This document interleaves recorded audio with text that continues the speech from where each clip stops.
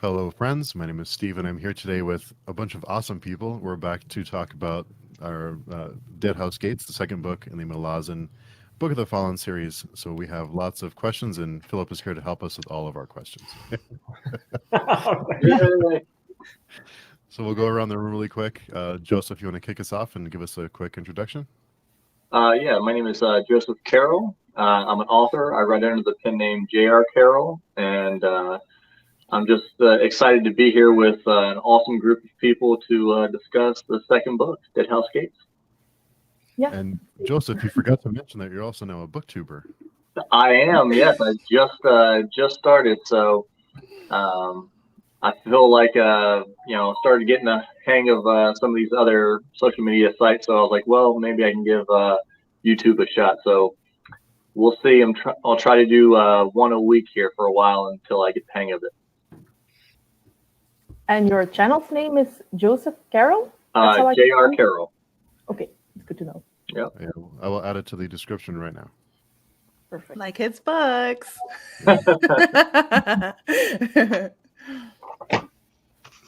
you want to tell us about yourself? So, hi everyone, I am Yolene. I read predominantly fantasy, sometimes a little bit of sci-fi, and I talk about it on YouTube. So I also have a YouTube channel called Yolene Reads.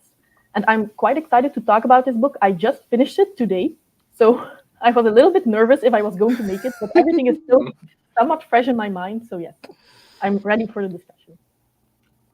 Awesome. And Philip, you want to? Sure. Yeah. Yolene, I'm glad to hear you say that you just finished it today, because I did that frequently during my chats with AP Canavan. I would be reading up until 10 minutes before our scheduled time. So now I feel less guilty.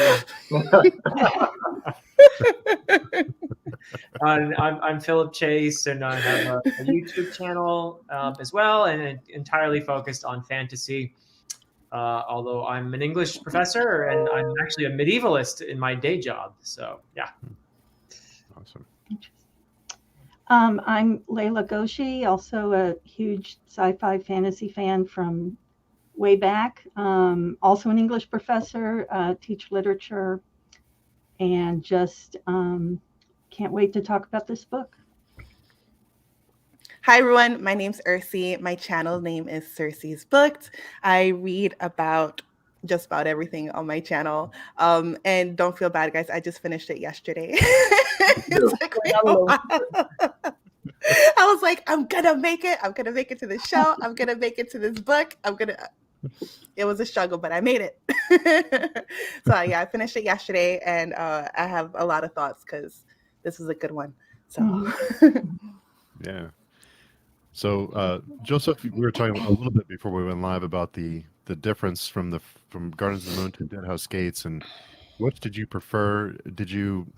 Was there a difference in the writing for you or the storytelling? Yeah, kind of like we were talking about. I'm not 100% whether it's I've gotten used to the writing style, or if if he's more like dialed in and focused, because it was easier for me to read, and I felt like it was more focused. The first book seemed to be like, he's going to introduce you to this huge world, and it's kind of like a shotgun blast of all these different characters, because you don't get, because he doesn't follow the same cast of characters every book.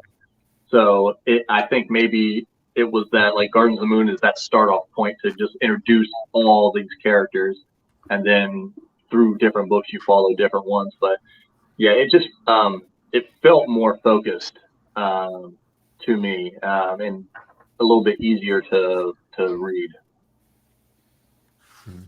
Just really quickly, just wanted to answer this question. Yes, go ahead and put spoilers in the comments.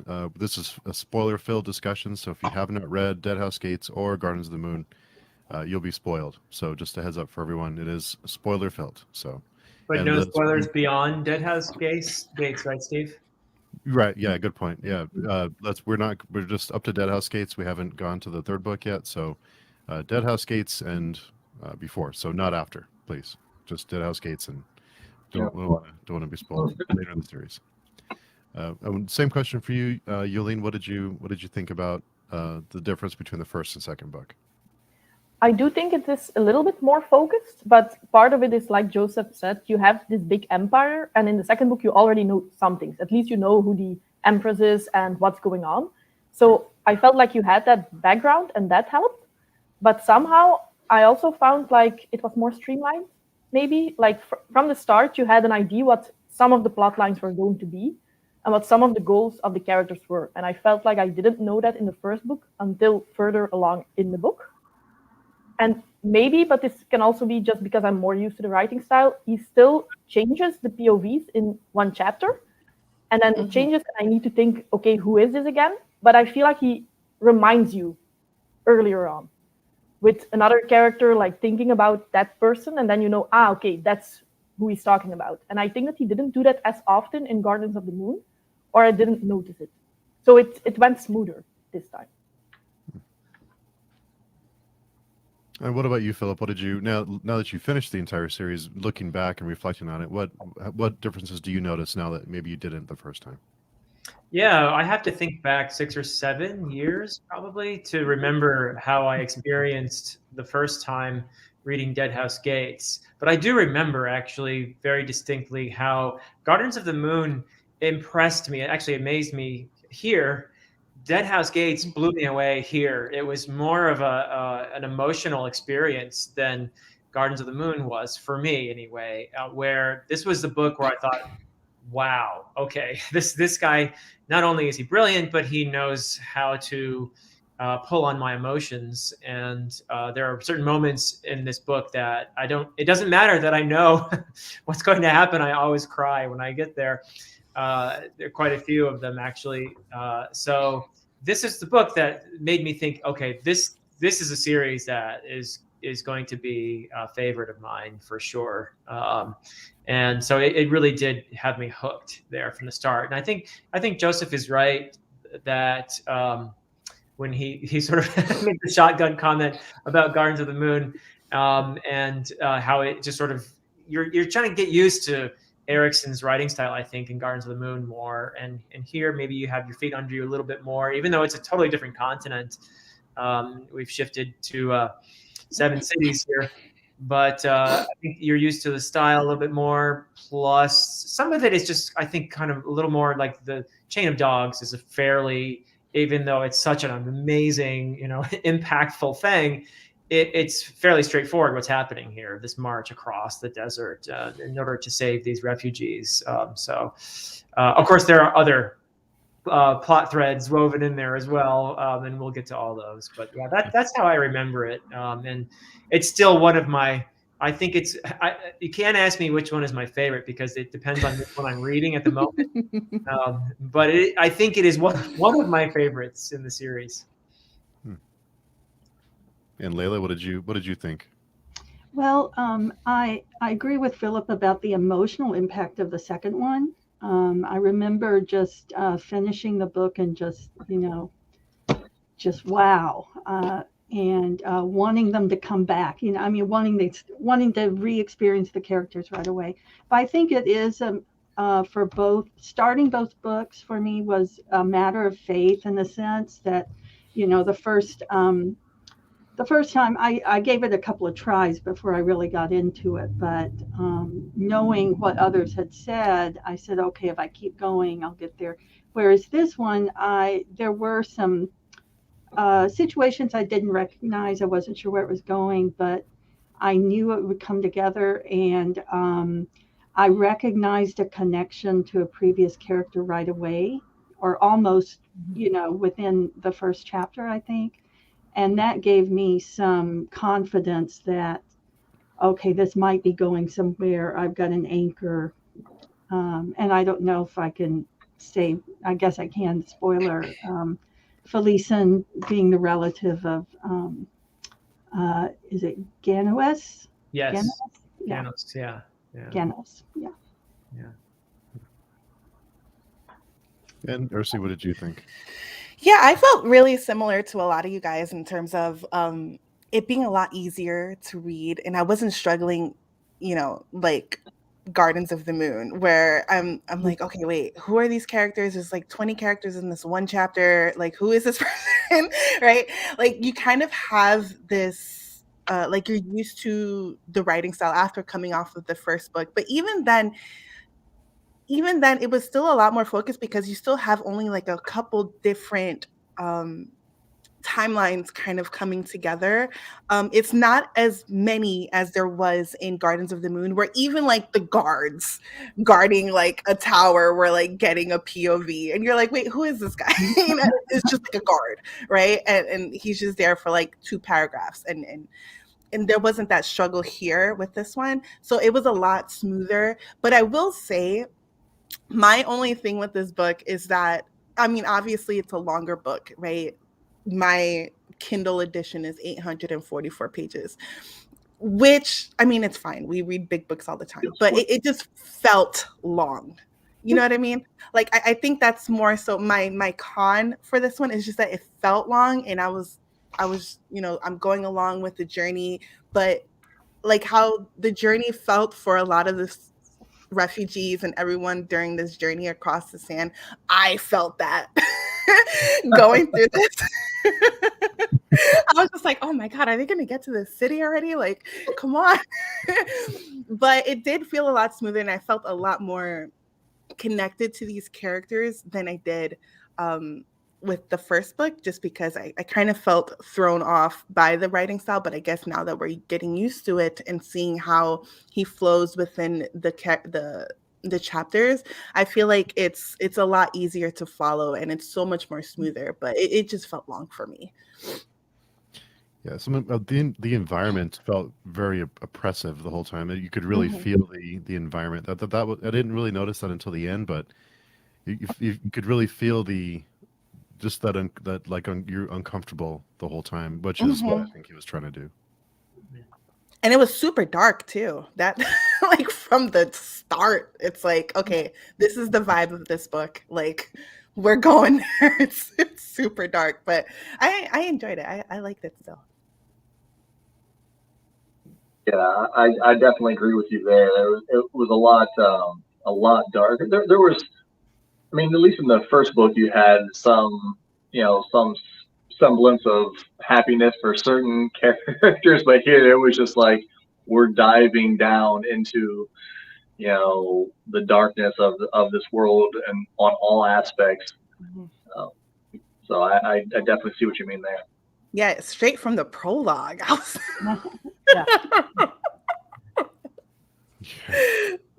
was that was funny. Not really. I think it was. I agree with those comments, and I think it was Felicisin's time in the mines that I felt like was extreme. That was extremely long to me. I kept thinking she's got to get out of here, you know, and I kind of found some camaraderie on the trek with the refugees. I feel more comfortable because I went back and reread some sections. And it's like I feel more comfortable there. I feel like there's some camaraderie and loyalty between them. Whereas in Felicisin's experience in the mines with Heboric and Bodin, I still felt like she felt like there was camaraderie, but you couldn't really tell who was loyal to who, or, you know, what exactly was happening there. I mean, the scenes, you know, she felt like she was helping them. She felt somewhat comfortable with those two, but at the same time, I didn't.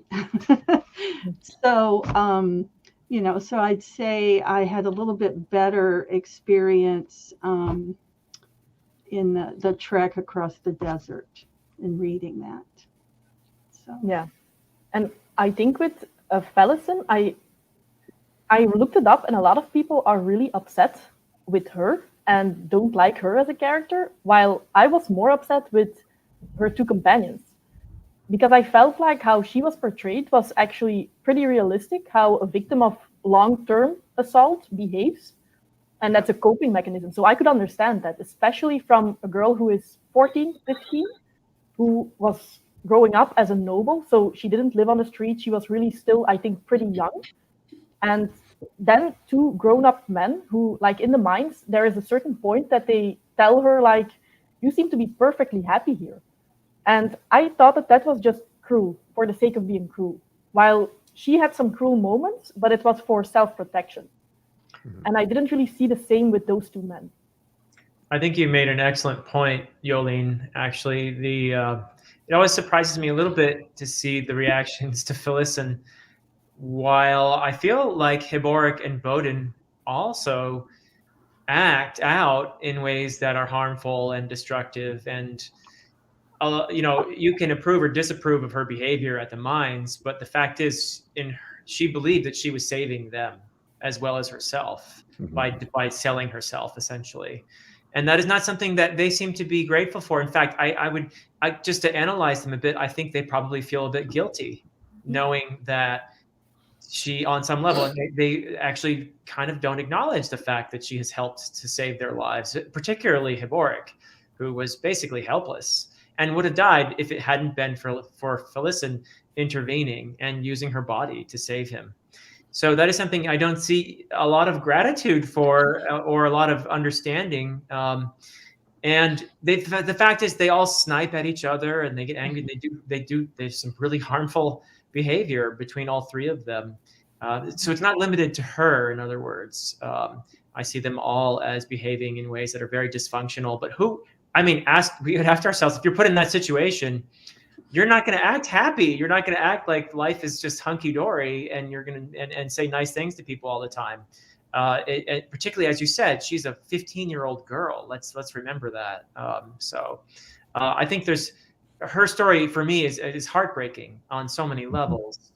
And I feel more of each time I read that, I feel more a strong sense of connection to her and a sense of a person who's been broken in some ways that are very, very painful.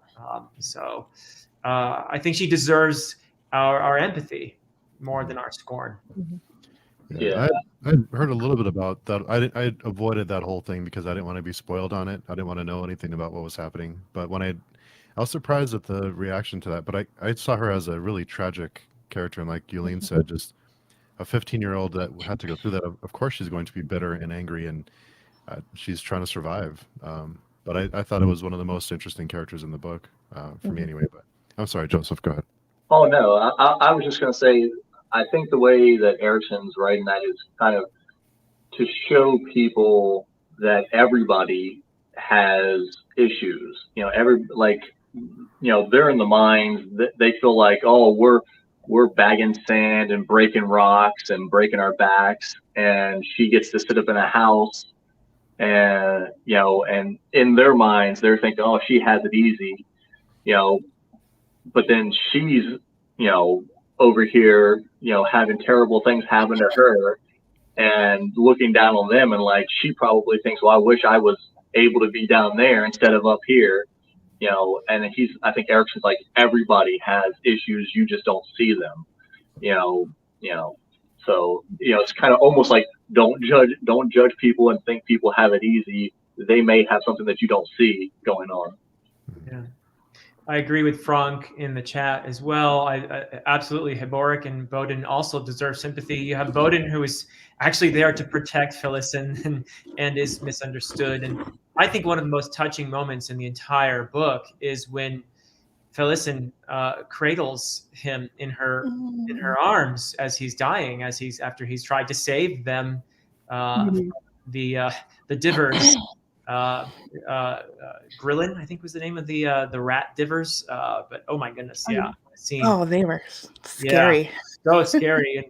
But that is one of the great moments in a way in that series, is that in spite of everything they've been through, in spite of all the trauma they've been through and inflicted on each other, that is a moment of pure connection where she is holding him and as he's dying. And there's just something so transcending about that moment. And so I think that, yes, I agree with Frank.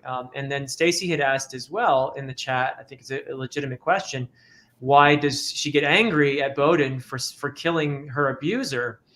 Which I think, Stockholm syndrome probably is the answer to that. I would say that, somebody who's, her survival has depended on selling herself to this man, and so that's a hard thing to suddenly shift.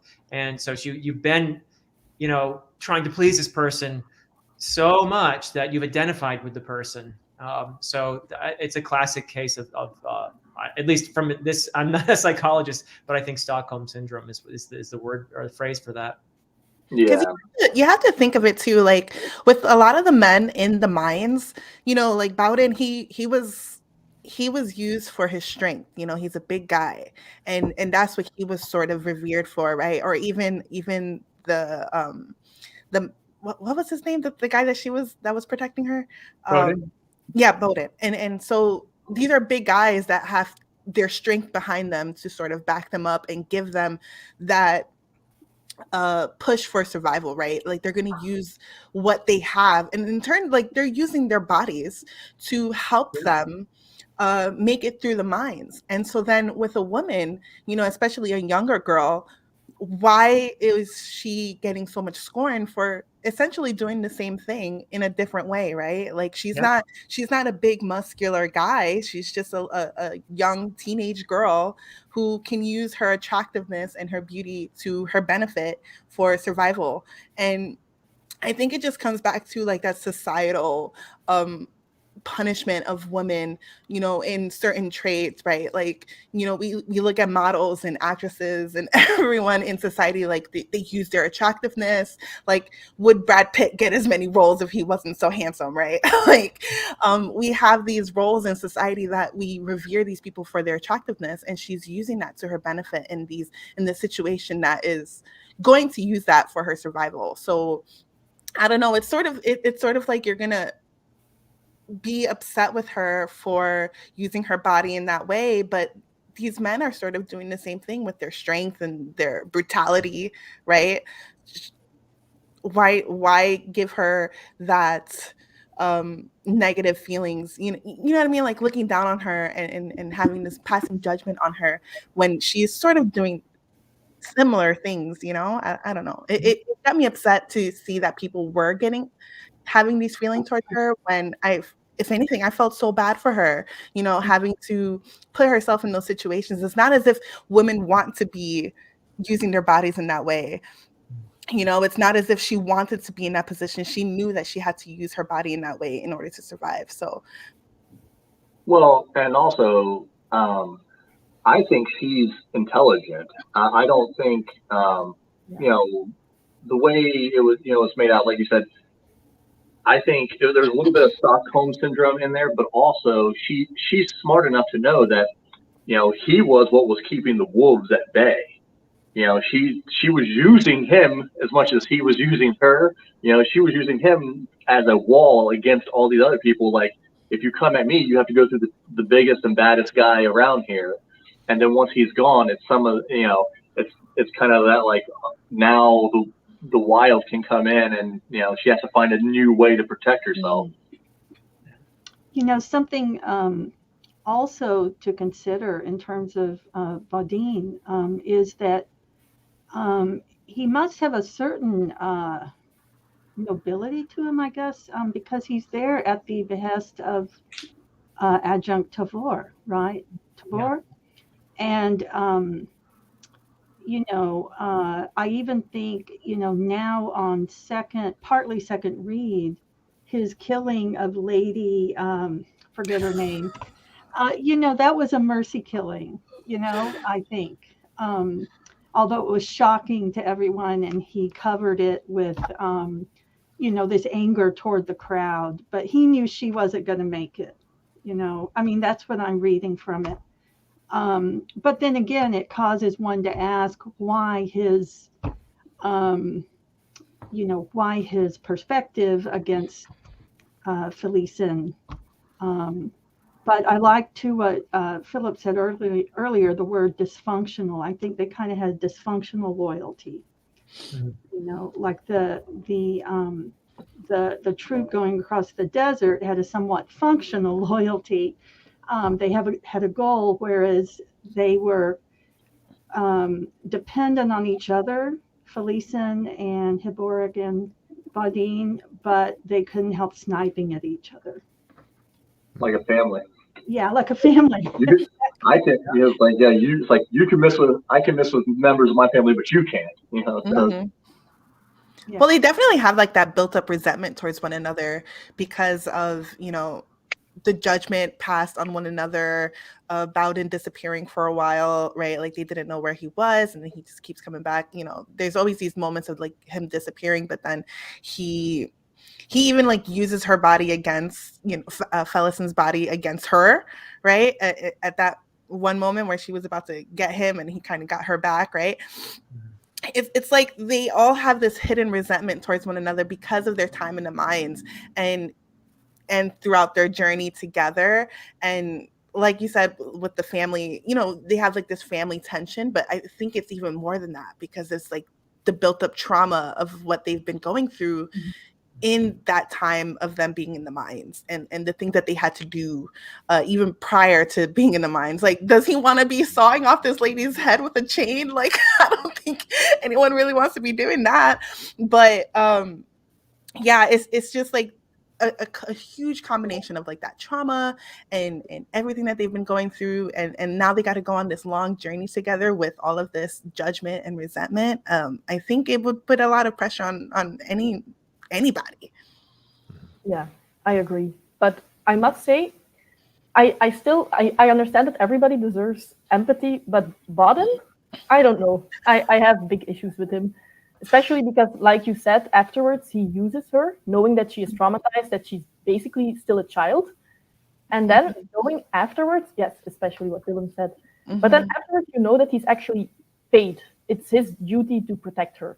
That's his job.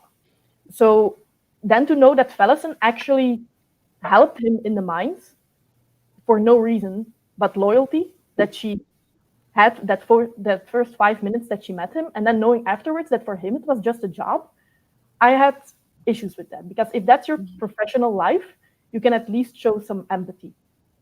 Because I feel like he could handle those situations better because he was a secret agent for so long.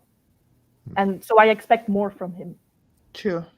That's fair, I think. And another question then is, but don't have the answer. I don't think Erikson necessarily gives an answer either. He wants us to ask questions, I think, more than anything. But does Bowden redeem himself by coming back and sacrificing himself in that moment to save them?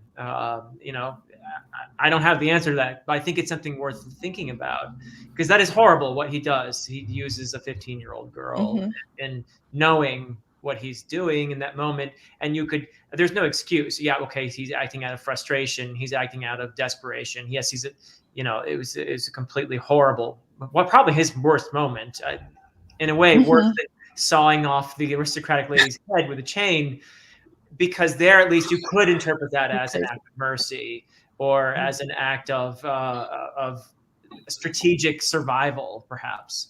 But what he does with Felicisin in that moment, and knowing what she's up to as well, he's a trained assassin. He knows exactly what's going on. It's a low point. It's a horrible thing he does. But then again, this is the same guy who comes back and sacrifices his life to save them. So they're human. It's complicated. They're human, and they're flawed, and they're wonderful, and they're terrible. And this one, the prologue in the book was right off the bat. I love the prologue. The prologue was so good, and it does set the tone for the rest of the book, I thought. Yeah, it's added that sense of nobody is safe, because it felt like a very dark and bleak world where every once in a while it gets decided that those nobles, we're going to just send them off to the mines. And I was thinking, you never feel safe if you live there. So yeah, it made it feel immediately a lot darker than the first book for me. And it reminded me. Oh, I'm sorry. Go ahead, Layla. No, go ahead. No, I was just going to say, even betrayal between families, as we see between Tavori and Felicisin. Yeah. It reminded me of like, I hate to bring up Game of Thrones, but like, remember in the show where they're like, shame, and like Cersei is like walking through the people and they're like throwing stuff at her. I felt like it was like that, but like way more extreme, with like people just like killing people in the line too. I thought it was crazy. I'm sitting at work reading it was ridiculous. But that I felt like you're right. You're absolutely right. Like it definitely set the tone for the rest of the book because there was just so much in the book where you're literally just walking on bones, on walking over people, walking. There was a lot of like imagery of like the layers of the earth and like the bodies, right? Like they're just everywhere or hanging in the trees, nailed to whatever, like nailed into trees. Like there was just so much of this imagery of what the world is going to. And can you imagine what like a normal person, like a normal citizen of whatever town, like you have nothing to do with the politics, and then you're forced to be in this world where out of nowhere you're gonna have these hounds coming over here, like killing the whole village, right? Or like from the first book, or you're just like a normal fisherman, and you're having this trail of nobles like being forced into slavery, like the brutal world of just being just like a normal citizen. It's crazy to me. It's like mind-boggling. Like what it would be totally unacceptable in like our society today, but it's happening in other parts of the world too right now, where it's just normal citizens are just affected by like whatever is going on with the armies and the governments, and it's just crazy. Yeah, that's true. But that kind of purge, that kind of scapegoating is something that's happened so many times in human history. You just, people in power finding a small group of people to say, oh, those are the bad ones. We need to go get them. And you can get everybody behind you by doing that. And that's a very cynical move on Lecine's part, to use this moment because the Empire's in trouble. There's a huge rebellion going on, and there's a lot of tumult, and she's not feeling very secure. And there are a lot of elements vying for power. So there's a lot going on here, and using this moment to get everybody riled against the aristocrats is a way of focusing power in her hands. So it's a pretty cynical move, really, but there it is, and it's been done so many times. I was curious, the spirit covered with flies at the priest? Felicisin thought that it was coming toward her, but was it really coming toward Hiboric, or do we not know yet? And it was the spirit at the behest again of Lecine, or is there a subterranean, I don't know, world that's operating independently of what's going on in human life? So, but that was pretty creepy. It is major foreshadowing for sure, because okay. Yeah, it's a major piece of foreshadowing, and that is something to just be aware of, is the fact that Erikson is constantly in his prologues telling you, here's what this book is about, folks. Here are things to look out for. I highly recommend, actually, AP Canavan has a bunch of prologue videos. These are on his channel, A Critical Dragon. And if you can, for sometimes multiple prologue videos for one book, where he's basically looking at, okay, here's what Erikson is doing with this prologue here, and here's what to look out for. They're brilliant videos. They're really fantastic. He's got such a great channel too. Oh yeah, he's great. Yeah, I think he does he models the sort of thing that we all could do. You don't have to, but you could look very closely at these prologues, and that fly-covered priest, which turns out to be maybe not a priest, it was just flies. There's a lot of foreshadowing involved in that. There's a lot of death being foreshadowed there, and a lot of emptiness. It is, as you guys pointed out, it is a prologue that sets the tone for the book. And Stacy had a question. I was asked whom I thought was the best character arc in the book. I can't answer. There are many moments of incredible character work. Do any of you have a favorite? A favorite character or a favorite character arc? Character arc. Dijak. Am I pronouncing that right? I'm still pronouncing names. Is it Dijak or Dujak? Dujak. Yeah, Dujak. The historian. Mm-hmm. Yeah. That's Duiker. Me too. Oh, Dijker or Duiker. Okay. Duiker, yeah. Yeah, the historian had a really good arc. that was probably at the top. Not necessarily my favorite character. Kalam is my favorite character from this book. But yeah, the historian had an amazing arc. Yeah. And just the way it ended, you're like, no. Yeah. Yeah.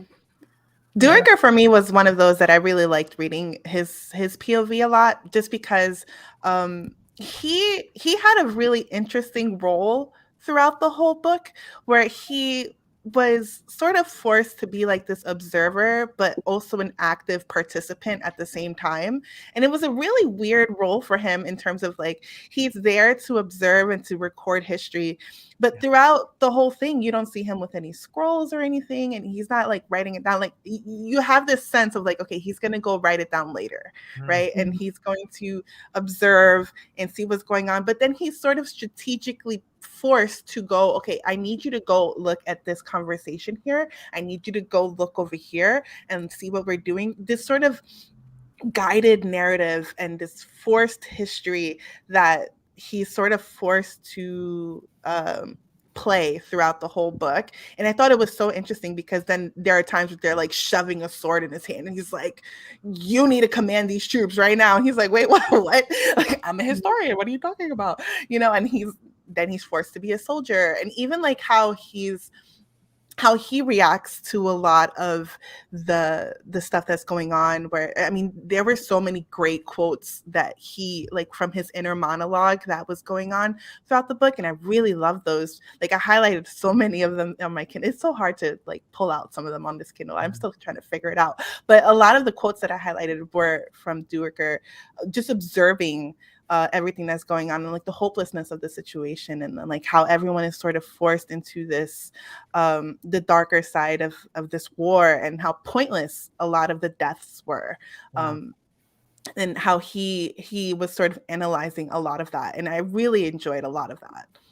Yeah, that's beautifully said, Ursi. Yeah, I mean, he's a great character, and there's so many layers to what Erickson is doing with him, because he is an historian, but he's also an historian who seems to be a bit cynical about the role of history. And he was plucked from among the ranks by Kellenved, by the previous emperor, in order to be an historian. And that's an interesting choice, because I don't believe he was even literate at the time. I think he said he learned how to read when he was like in his 30s. Yeah, when he was an adult. So it's an interesting concept, but obviously Kellenved had an intention there by taking an illiterate soldier to be, and exactly what Francois just wrote, the witness. And the concept of witnessing is just, it's a theme that will run through the entire series. So pay close attention to the word witness whenever you see it. But Duiker is a sort of witness, and that is his role, is to witness this event. And it is something that he has a job, but he's also a human being. And you can see where just witnessing this is almost too much for his humanity to bear. And so it's a really, really tough thing. Like Dylan just wrote there in the comments, the succinct story of humankind's a great quote. Children are dying. That's it. I mean, that's, you can sum it up there, right? And that is what we're getting through this character, who is in a way, he's a funnel for all of this happening, and he's bringing it to us, the reader, as well. And it's brilliant, brilliant stuff, in my opinion. And he has some wonderful exchanges in there too, where he talks about one of my favorite scenes, and there is humor in here, thank goodness, because if there weren't, it would be unbearable. But one of my favorite scenes is where Coltane gives the promotion to the head of the sappers. Oh yeah. Yeah, and Duiker and Lull had been talking about, this this very concept that Dylan brings up, the idea of just this, it's almost overwhelming, the suffering in the world, and how do you get through it? And Duiker's answer is sleight of hand, right? Sleight of hand.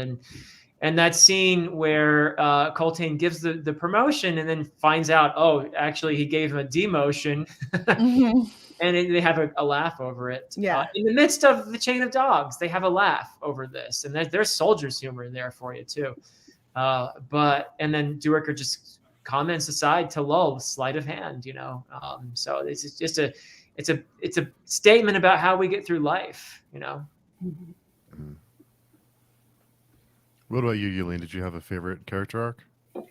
Well, yeah, it's Felicisin, but we talked about her quite a bit, and I think part of it is because she reminds me also of Daenerys, who is one of my favorite characters in the Song of Ice and Fire. So especially in that first part, I don't know how she'll progress. I do think that Daenerys has a less dark and bleak arc as Felicisin at this point.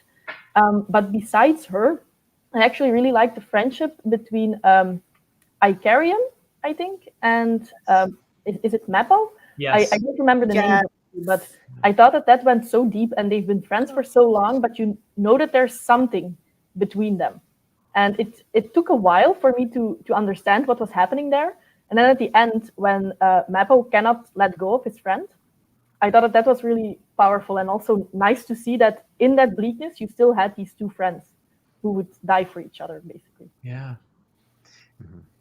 Yeah, that's such a powerful thread in here, and the fact that Mappo's job is essentially to trap Icarium.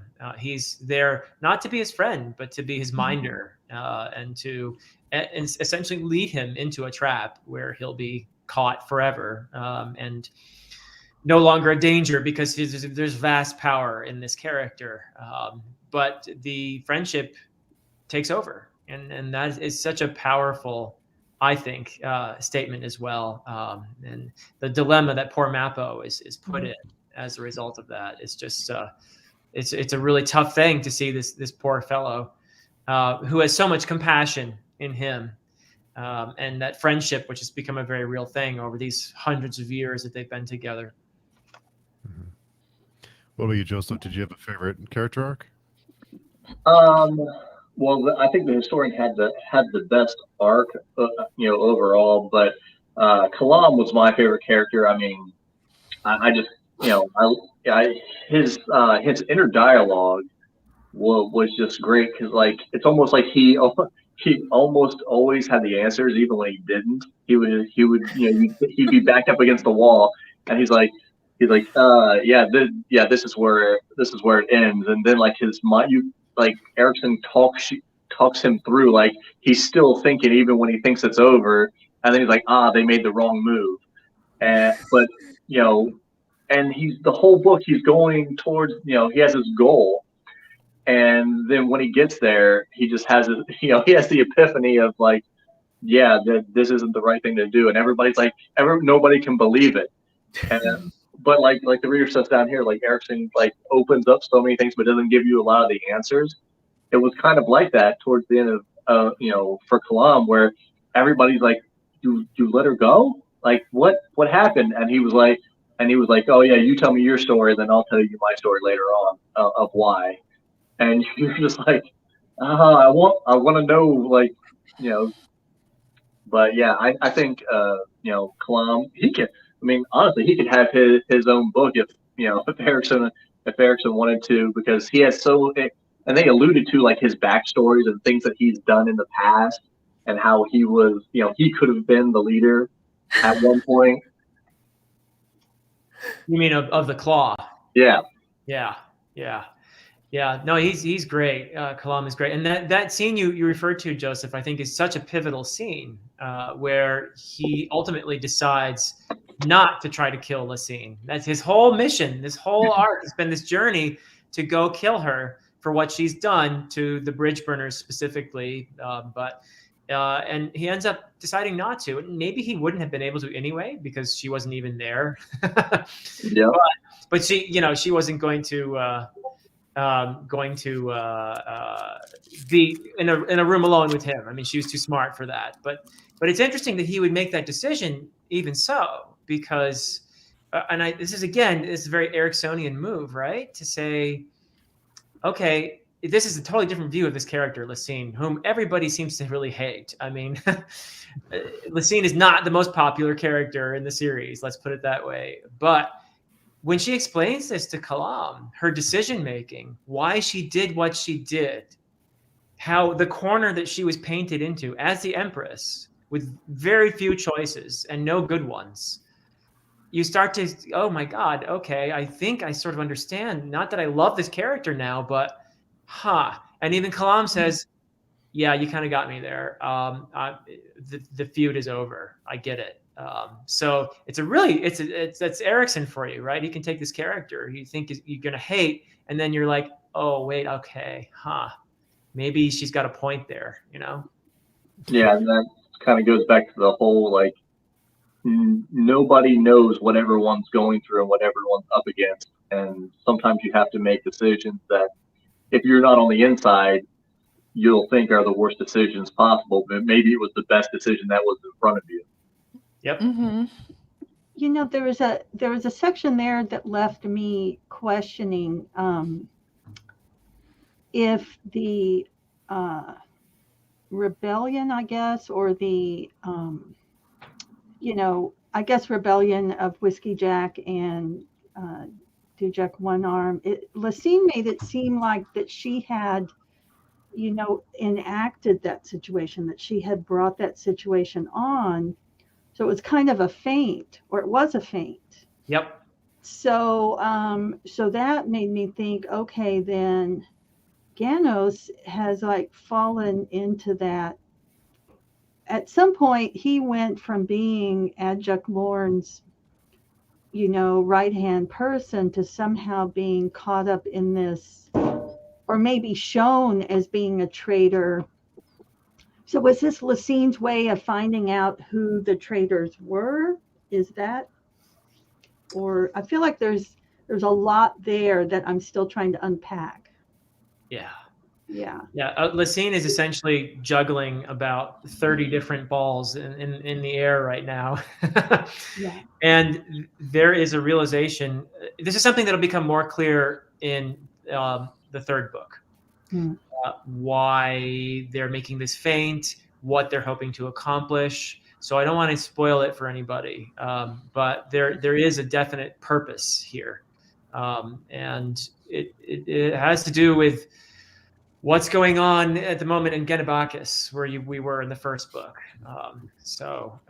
Yeah, I won't say more than that, but you're right. Your suspicions are correct, is all I'll say. It led me to ask one more question. I mean, just in my head as I'm keeping in the background, is Kellenved really gone? I mean, I started thinking, who's working for who? Here, there's wheels within wheels, and who's really working for who? And did Kalam just realize, I have better things to do with my time? Now he's off to raise, hundreds of children or something. Yeah. If I read that right, but yeah, it's a lot. So so what's revealed in this book to Fiddler is that Kellenved and Dancer, the previous emperor, and his right hand are Shadow Throne and Cotillion. They're the gods. Okay, that's right. Yeah, that's revealed here, and they are indeed up to all kinds of stuff.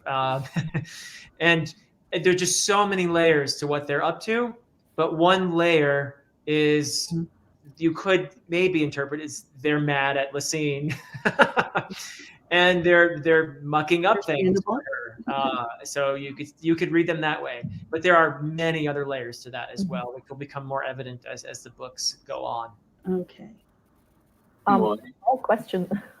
Yeah, and I think what Erickson does so well in this book, and it's different than what most authors do. Like most authors will give you especially in books like this, they still will give you like 3 or 4 points of view, and they'll stick with them the whole time.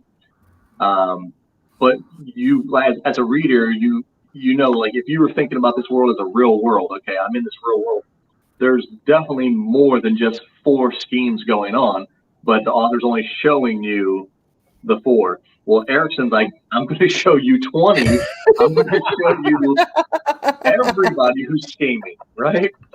Everybody who's scheming, and I'm going to let you in on a little piece of all of them, so you can see. And I, and like I said, this is my reread of Deadhouse Gates, and I've also went through Memories of Ice.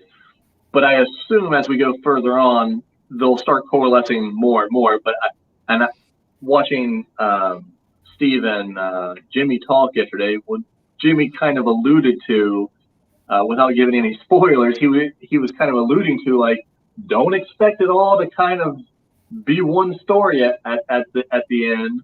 But I feel like it's got to kind of coalesce a little bit because he's showing you all these. Maybe we go from 20 and we get down to 10, but I don't know. But that's the way I see it happening. Did you have a question, Yuli?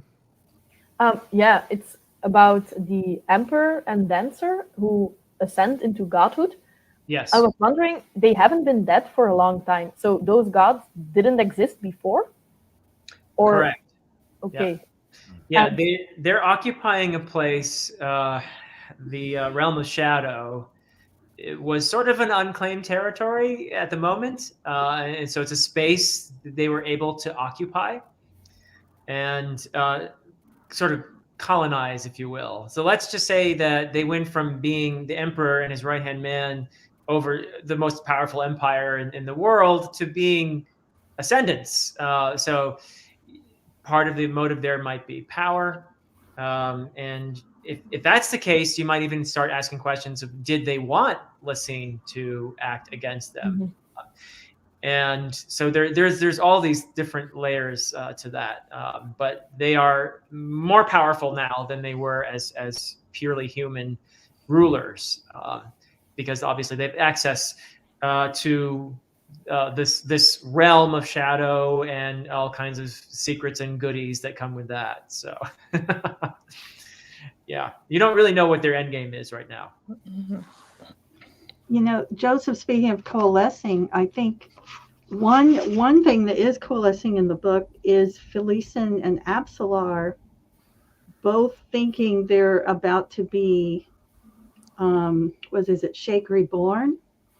Shake Reborn. Yeah. But I think Felicisin's got it, and I think that she is the right one for the job, frankly. But I just found that interesting that we've got these two groups of people both thinking they're headed toward the same, the same goal. And we really, as I recall, we don't see how that, we see that I think Felicisin does become Shaikh Reborn, but Absalar is not aware of that yet.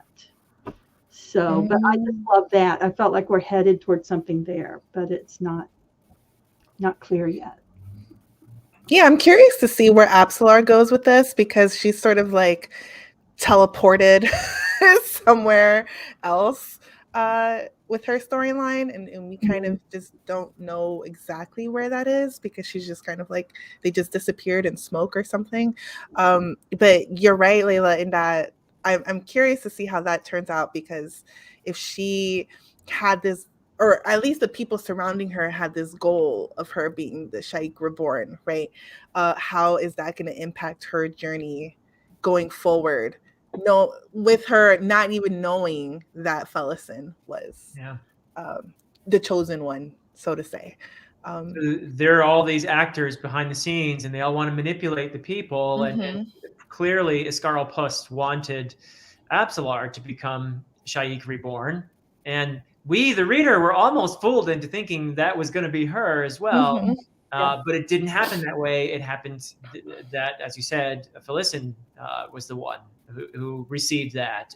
And so it was a very interesting parallel there, because you have Hiborik missing his hands, and you have Absalar's father missing his arm. And so you have these parallel scenes kind of in the way that's set up. I think is just brilliant, the way he does that. And we had this expectation, and suddenly, oh, wait.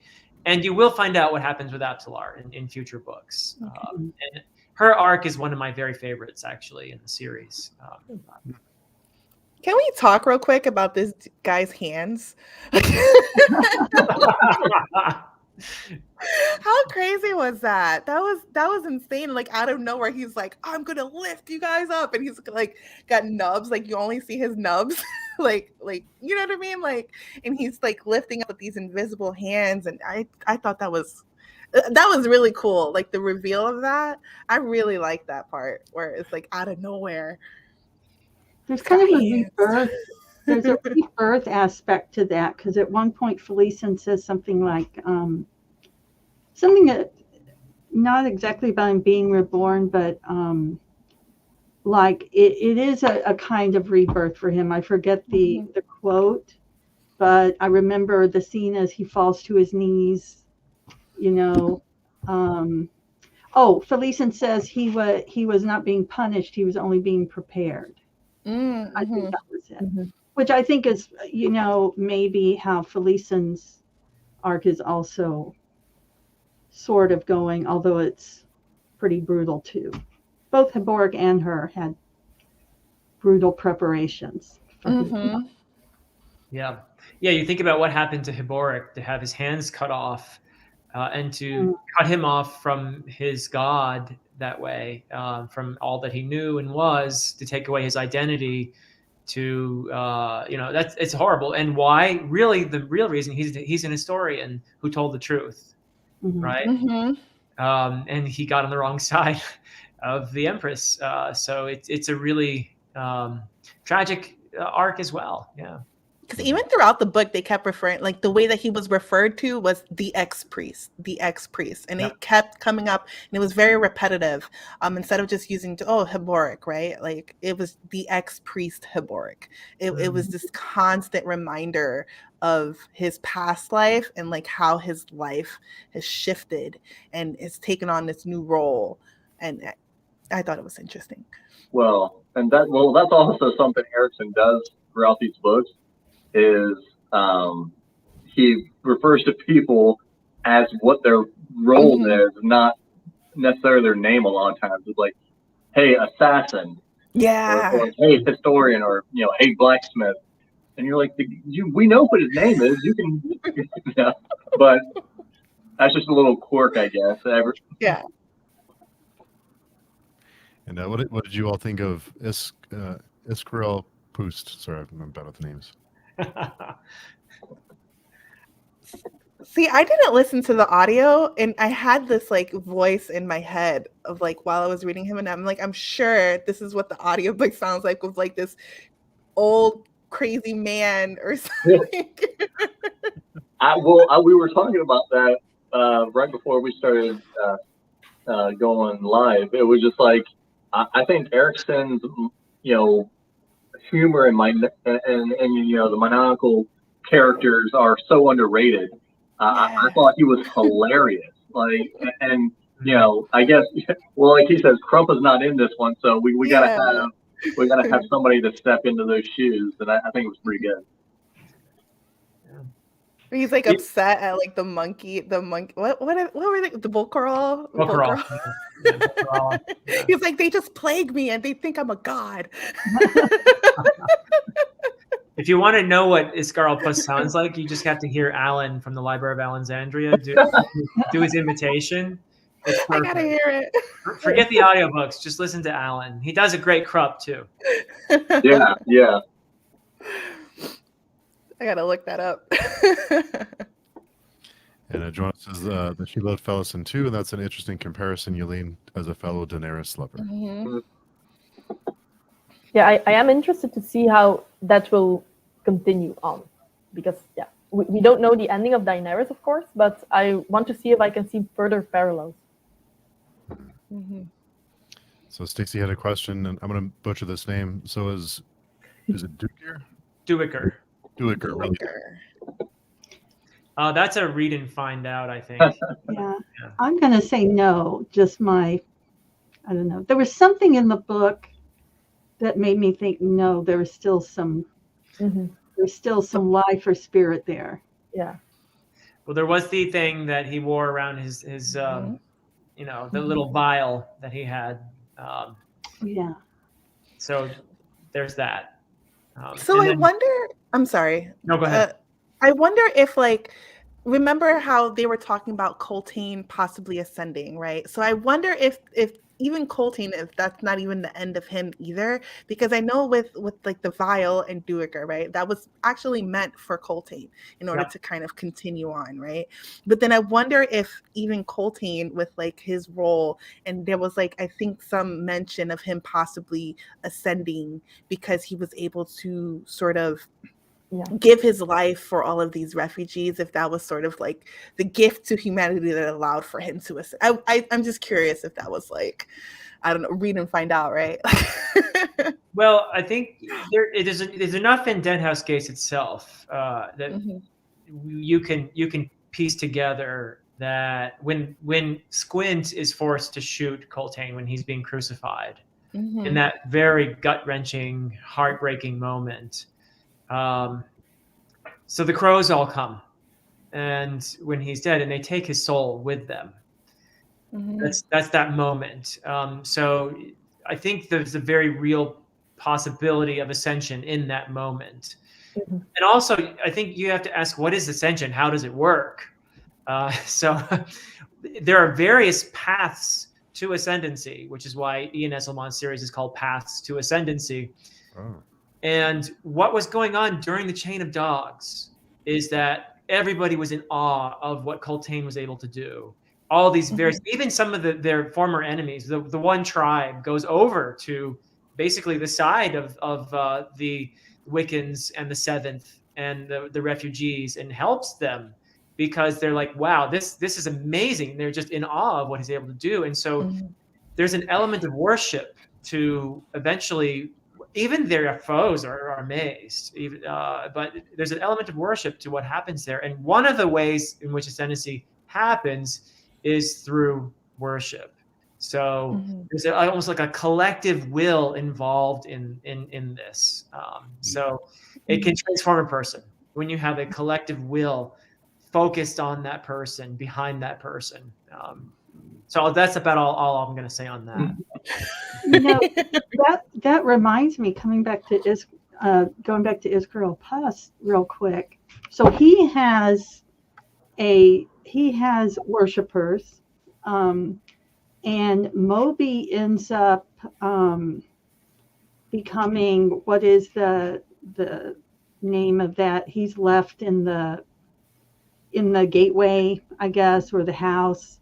So I just wonder, kind of like a prediction, is there a connection there that going forward, something may come to light, or there may be some connection. And if not, I'll still be thinking about it all those times, because I just feel like there's something there, kind of, there was that spiritual, even though it was comic, there was still, he encouraged kind of a spirituality among Moby's kind, and then Moby takes on a significant role. So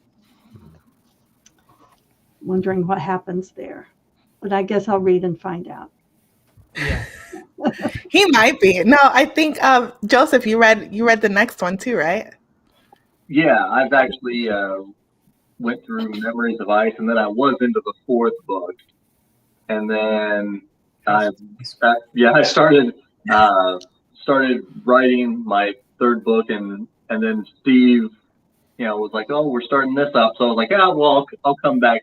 We'll come back through." So, and there was some things toward, like I said, these are big books, so I had to think as I was going through. I was like, is this going to happen at the end, or did this happen in Memories of Ice? And then as I started getting like the last 20%, I was like, oh, okay, that's in Memories of Ice. I know what's coming up now. But yeah, I would say of the first three, I mean, if you like these two, like Memories of Ice is probably the best one. So of the three that went all the way through, I think they get better. And I think the rest of us, other than Philip, I think this is our first time, if I'm not mistaken. Yes. And Dylan has a comment. The scene with Caleb and the woman who reads the deck of dragons is great. Yeah, that's one of the standout scenes for me.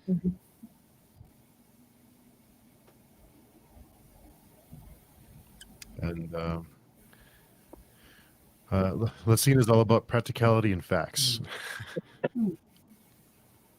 I mean, I hope we do see more of her, because now we only see like very small glimpse, but I think we will probably understand her better if we see some more of her. But I don't know if this will be in this main series or maybe there's like a spin-off, because I would like to see how she became Empress? I know that we know a little bit, but not enough to my liking. I want to know more. Well, I can answer that for you. There is more of her a little bit in the series, particularly in the Bone Hunters, book 6. But if you really want to understand Lysine, then you're going to have to read Ian Esselman's books.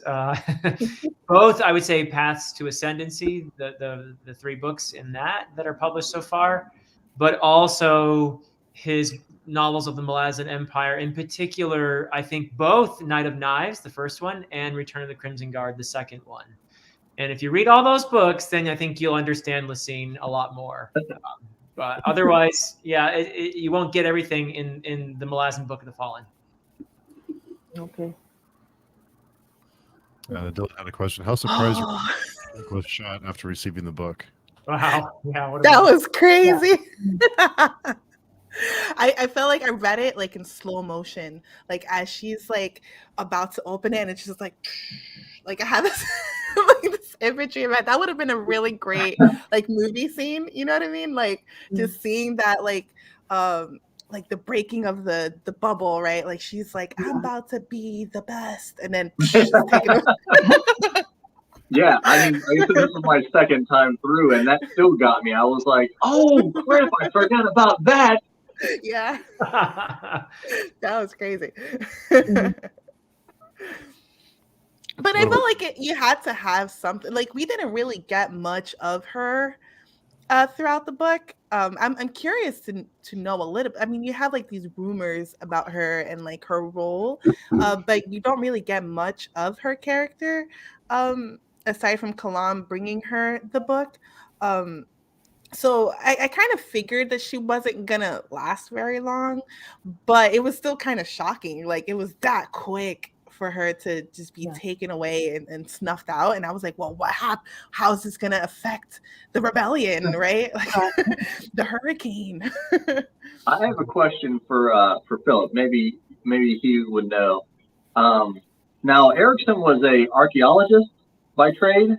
Correct. So did he go into the field as well? Yes. He was a field archaeologist, in fact. Okay, so yeah, I wonder if he had a really bad time with like bugs, because he really liked to put bugs in his book, and he must hate them because they are so nasty, and he always finds a way for them to get to people. Yes, there was even that one scene. I think was it Column? Like he's like scoping out someone, and then he's like laying in a thing like an ant. Every time. He's like, these ants. Oh. Well, the worst are the what are they? The what flies that bite? Yeah. And then the larvae come out, and bot flies. What are they called? Yeah, some sort of bot fly. Yeah. Yeah. I forgot what they were called, but yeah, they were like, because they even like with Felicisin, like they sort of ruined her face. Like she was using her attractiveness to to help her in the mines and stuff, but then like even that was taken away from her because of these flies.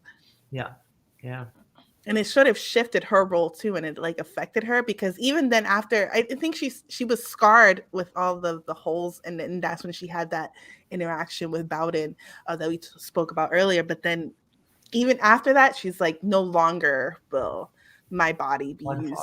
You know what I mean? Like, but you see that shift in her after she's affected by those flies. Yeah, they're nasty, whatever they're called. But the question, Joseph, is actually really a good one about his archaeologist background. It is important, and it's a lot of the layers involved in this world have a lot to do with that, and also his skepticism about history as a narrative that we all believe in. So that's just something to pay attention to. And who loves Apt and the Child from Stacy? Yeah. Oh, Apt was cool. Yeah. Apt, like she was like picking and choosing where she was going to interact or like either observe or participate, and even like her participation was like brutal. But then with her like rescuing the child, I should say that loosely, right? Like, or showing mercy towards the child. I think she sort of didn't she use Column's like she saw like Column was like affected. No, was it Column? No, Fiddler. I keep getting it mixed up. Callum, But the character that she was following was observing the child, Yeah. right? And she's she sees that he was affected by the child, and so then she chooses this child to be the one that she gives this new life to. What about you, Yolene? What did you think about Apt and the child?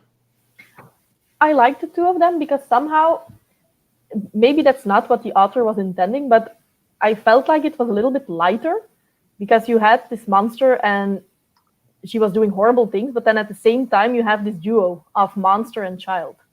And it's made the story a little bit lighter in that part. I do want to know what happens with those other children because she saved all of them. And I think that they now are in that other realm and they are now again connected with Callum, and I forgot the woman's name. He's with somebody at this point, I think. And the Emperor, or well, he's now Shadow Throne, I suppose. He says like, well, we have a lot of children for you here. So I do expect that they will have a role in future books. And I want to know what happens here because it seems like Apt made a very decision at the fly of the moment almost, but I think that it will have consequences. Yeah, you're right. Yeah. Yes. Yeah. And Vasco says, now that you know who Shadow Throne and Coalition are, if you read the poem from the prologue of Guardians of the Moon, you will notice some things. Oh, that's a good one. Mhm. I'm gonna read that today. Reread, I should say. Or you can watch Philip's all his poem reviews. Oh yeah. Yeah. Well, that one, if that's the one I'm thinking of, Vasco, if that's one you mean, the prologue poem, the very first thing you read in the Malazan Book of the Fallen, is that's one you get to go back to when you finish the series as well, I would say. And I actually, Stephen Erickson asked me if I would translate it into Old English for him, and I did, and we had a whole long conversation about it, the translation and what he was doing in that poem. You shouldn't listen to that until you've read the whole series, but it is one of the most amazing things I've ever heard an author say, and it was just so revealing and so interesting what he had to say about that poem. But yeah, I can't say anything because there'd be spoilers all over the place. But it is the poems are really amazing in general. And I'm glad you brought that up, Joseph, because they're so rich as epigraphs. They're just like with the prologues. He's telling you, here's what to look out for, and I will actually go back to the poem that is an epigraph after I finish a chapter, and then I'll see, oh, that's what he was doing with that poem there. That's what he's foreshadowing. Those are the themes that he's telling me to look out for. So I don't always get it, but it's really cool when things click like that. That's a good strategy to do. Like read the poem, read the chapter, then go back and read the poem, and you're like, oh, okay. Like I do that with chapter titles. Like sometimes you read a chapter title and you're like, okay, like I don't get it, and then you read the chapter and you're like, oh, I see what you did there.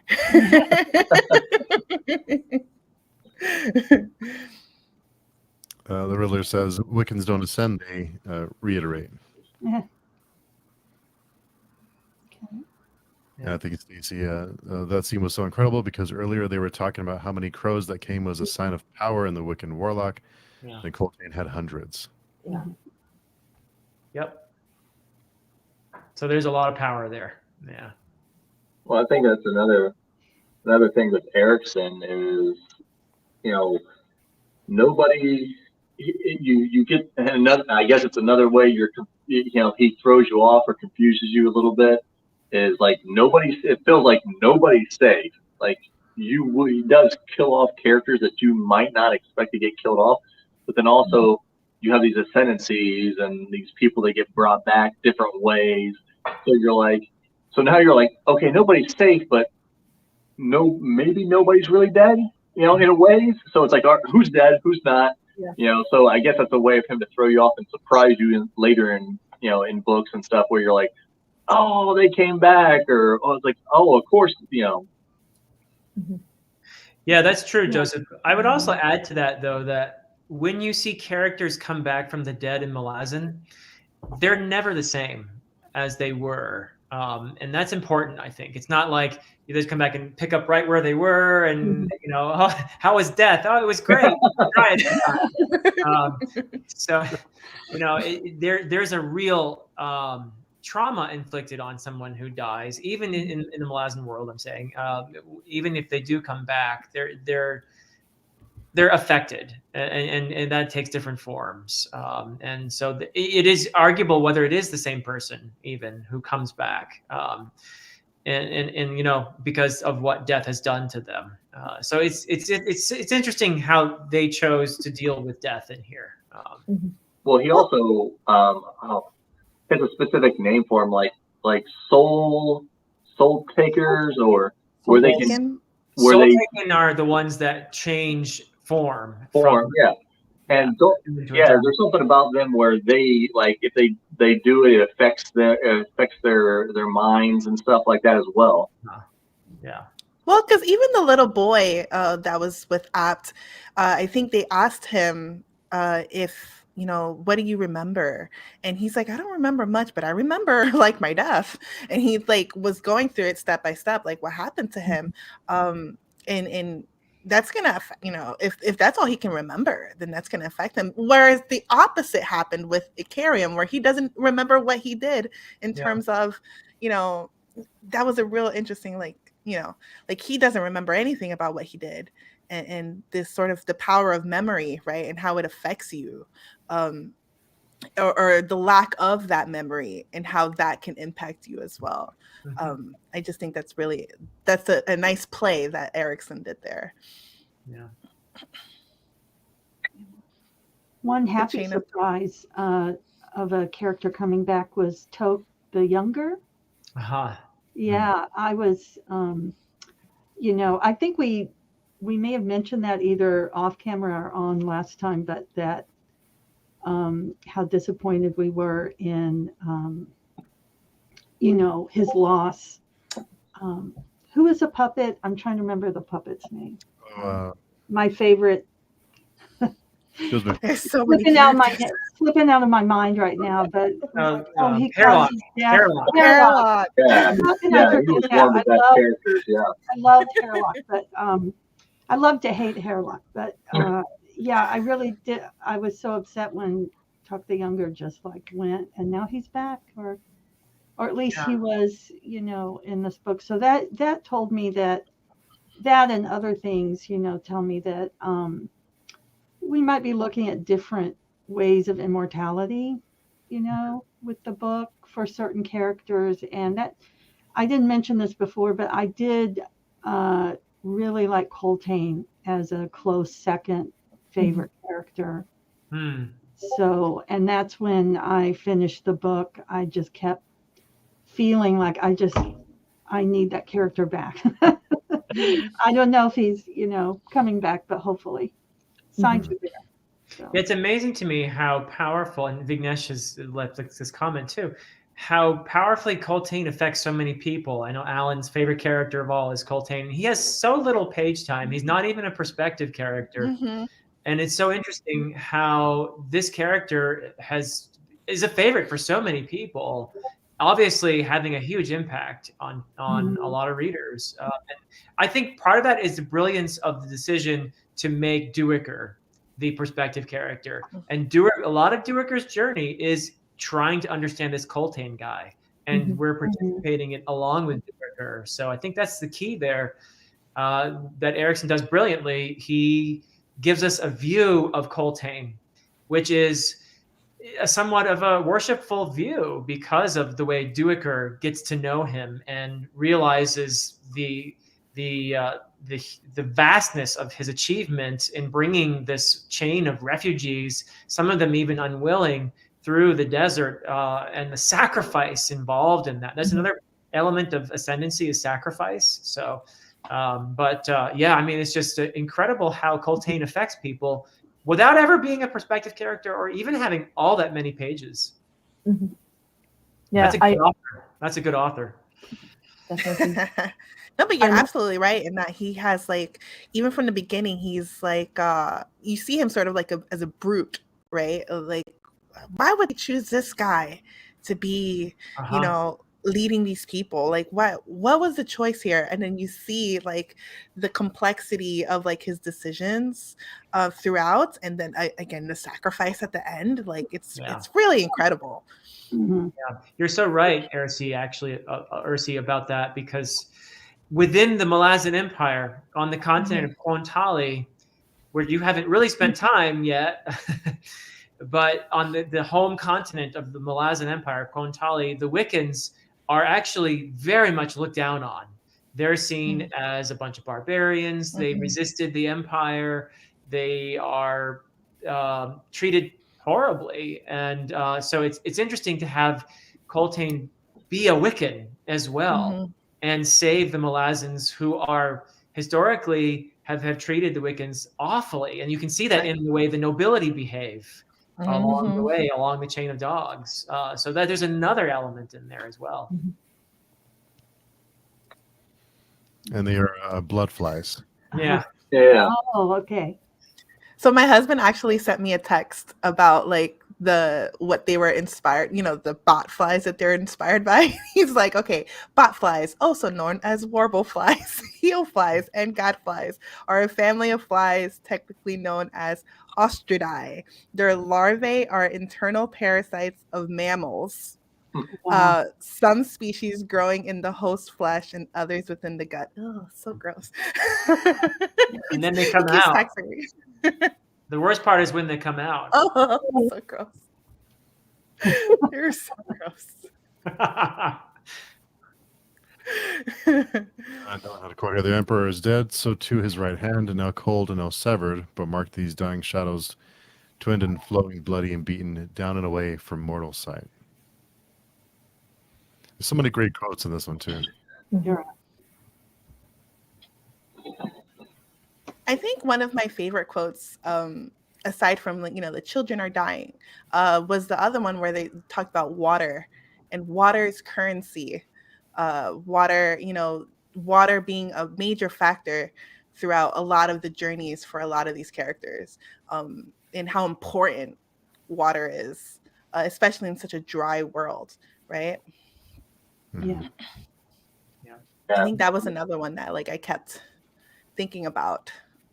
It's a good one too, because there's a lot of environmental themes in the series, and so that's vital. And the landscape that we see in Deadhouse Gates, this desert, wasn't always a desert. So that's really important. Yeah, I think Stacy's leaving, so we'll just say goodbye to Stacy. Bye, Stacy. Bye-bye. Yeah.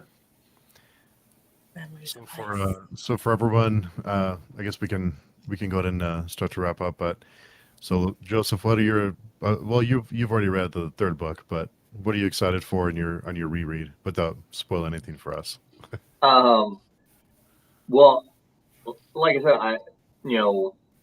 the next book's like 1,100 pages or something like that. So it's probably, it's one of those things where it's so much that it's hard to remember a lot of it, but just remembering the way, and a good movie or a good book will do it. You felt good about it, so I can't wait to get back. And I know there's a lot more stuff with the ancient past that they talk about, and that's probably my favorite part of the series, is how Erickson kind of weaves all this ancient history and and how it comes back to haunt people, so to say. But yeah, that's what I'm most looking forward to getting back to. And Yuli, what are your thoughts on Deadhouse Gates, and what are you looking forward to for Memories of Ice? I think, but I have no idea what Memories of Ice is going to be about. But I think that maybe we will see some characters that we have left in book one, and that everything is going to come together, maybe at the Malazan mainland, if that's how we can call it. No.